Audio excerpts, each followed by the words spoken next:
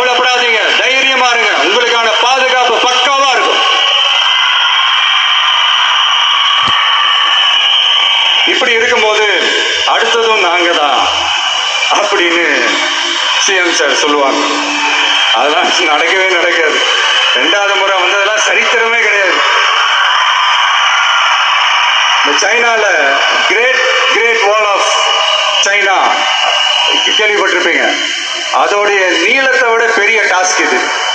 ஆனானப்பட்ட அவங்க அப்பாவாலே முடியல.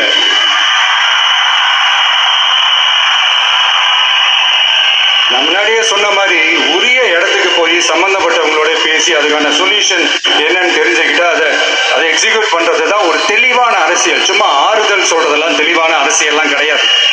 அதெல்லாம் ஒரு ஹம்பக் அரசியல். அரசியலுக்கு வந்துட்டா கலெக்ஷன் பார்க்கலாம் அப்படின்றதெல்லாம் அரசியல் கிடையாது.